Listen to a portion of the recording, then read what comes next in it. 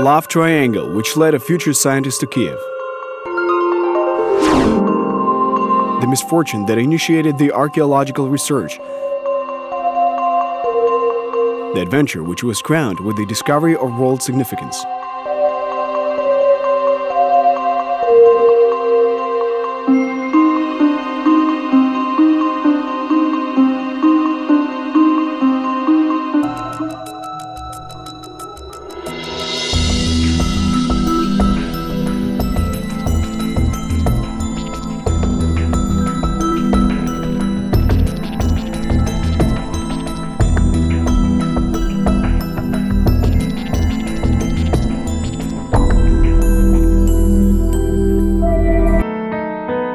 National Museum of the History of Ukraine. Here, in a few hours, you can experience all that our ancestors experienced for millennia. Go through all the stages of their development. Here, only a few floors separate the 1,000-year-old Trypillians with their riddles and secrets from modern Ukrainians with their hopes and aspirations.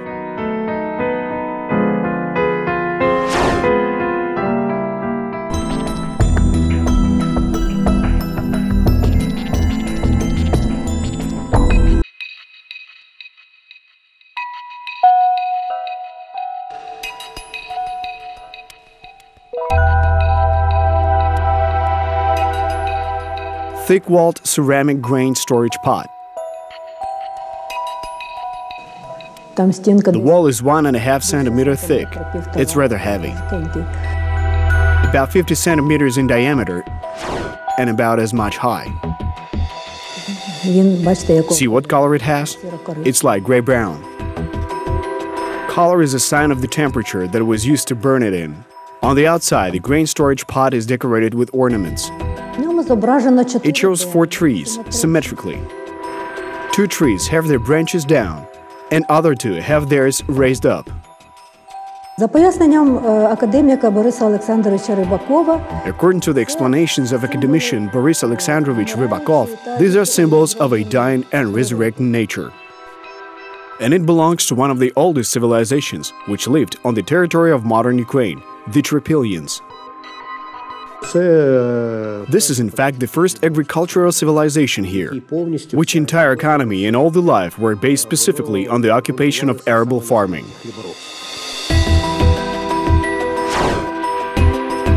What happened to one of the most mysterious cultures on the planet? How did the discovery of one of the oldest cultures of Europe take place? And what an enterprise and action contributed to the world-famous discovery?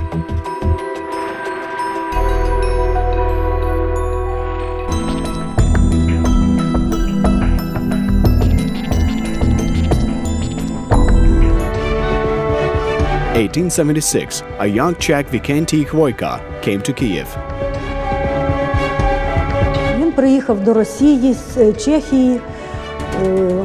In a young age, he came to Russia from Czech lands. He was born in 1850.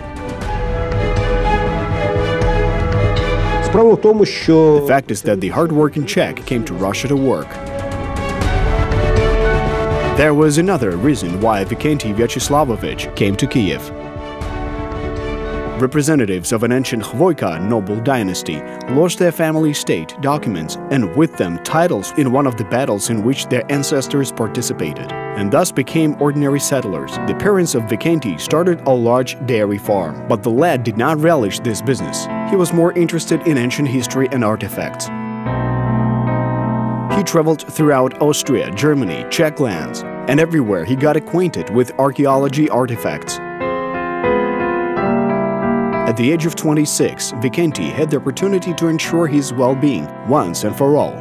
One rich girl had warm feelings for him and was even ready to marry him, but he refused to marry without love.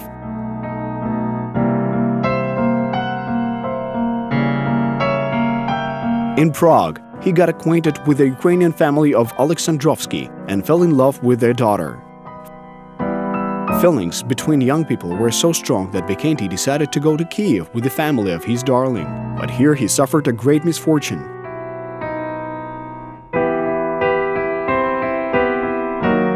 The girl got ill with an incurable mental illness, and Vikentiy Khvoyka remained single for the rest of his life.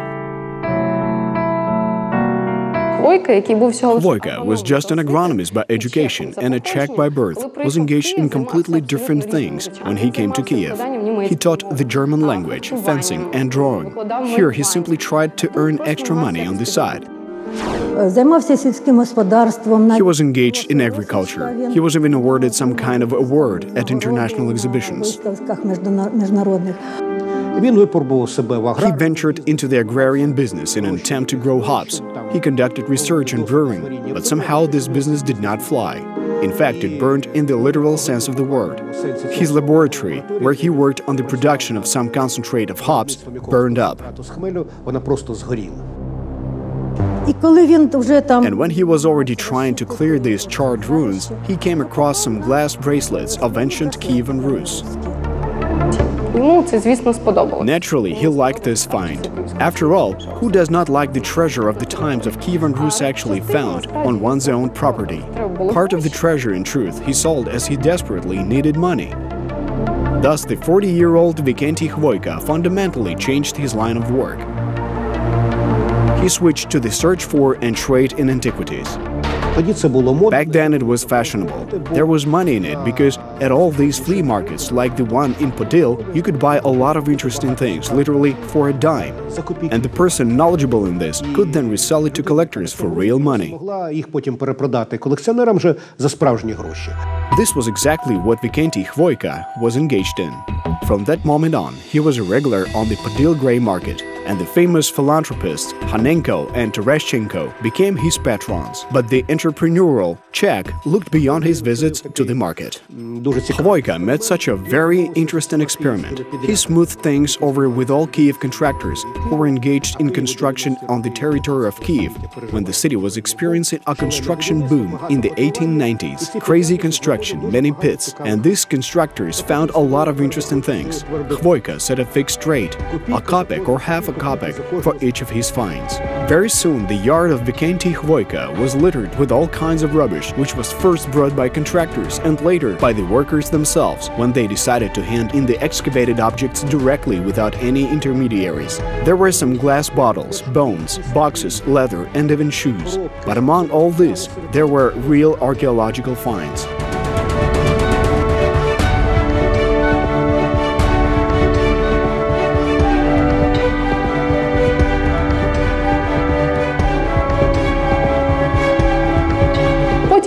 He became so interested in this that he began to study archaeology. At the age of 43, he began engaging in serious work, and the first of his excavations, which really succeeded, was the Kirillivska site on the territory of Kiev along Kirillivska Street. In Podil, today a hospital stands near the site of his excavations, where he found many bones of mammoths. And not far away from that site, he found painted ceramics, in which he became very much interested. This was the year 1893.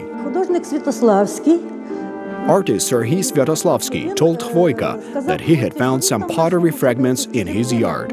This was also on Kirillivska Street, just a bit further away from the Kirillivska site. And it was not below the ground, but in the hills. And there Khvoyka also excavated. This was somewhere in the years 1894 to 1895. On the Kirillivska Heights, Khvoyka found more than 40 half-dug-out houses. It seemed that fate itself led the amateur archaeologist to his greatest discovery. On the other hand, Khvoyka was hardly a weekend scientist. To his studies, he invited Volodymyr Antonovich, a professor at the Kyiv University, then named after Saint Volodymyr. And so, in 1896, this very interesting collection of ornamented pot shards got into the hands of Vikentiy Khvoyka. They were found on the outskirts of the village of Veremia. He sketched these shards and showed them apparently to his friends, who had consulted him. And he was acquainted with all the Kiev Antiquities experts, including with the professorship of the Kyiv University of St. Volodymyr, and not only. That is, he had enough consultants. And they told him that these items were really worth looking for. Strictly speaking, he himself understood this. So Vikentiy Khvoyka went to the village of Veremia, 40 versts from Kiev. In those days, this was a long and not a quick journey, and the road to it lies through the village of Trypillia.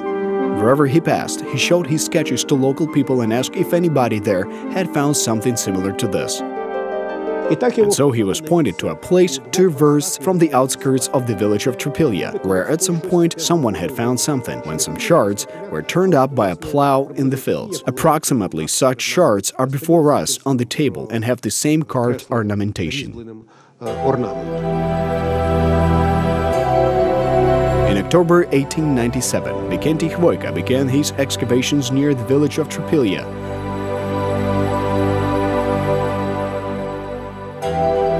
The first reconnaissance mission gave a positive result. All that he found he documented and sketched in his diary, a simple ruled notebook. He quickly sketched what he found. He drew skulls and whole vessels. In one place he sketched there was a whole set of dishes and near them 2 human skulls. It was such a macabre scene, like in some horror movie. Khvoyka was lucky because he found a lot of dishes that were intact. In those days, when the fields were plowed by horses, the dishes were practically not damaged. And in our collection there are vessels from the Khvoyka excavations that are to this very day quite intact. Grain storage pots really could have been simply, but Khvoyka himself decided to restore them at that time.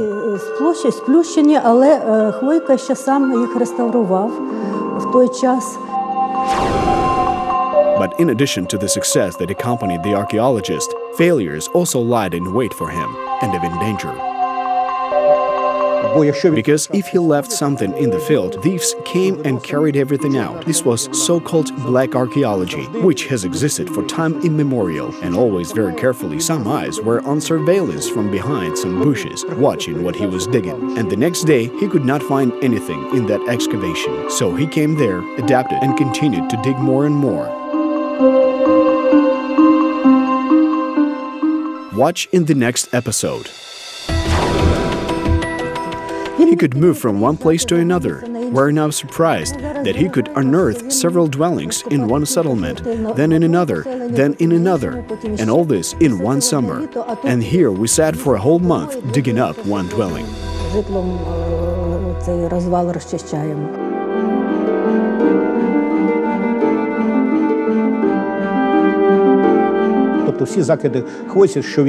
Later, there were attacks against Khvoyka that he was not digging the right way. But they were absolutely baseless because he dug as everyone dug back then. He was accused of doing small excavations and digging trenches and never completely revealing the objects. But in fact, he wrote that unearthed as many objects as he could in a day's work.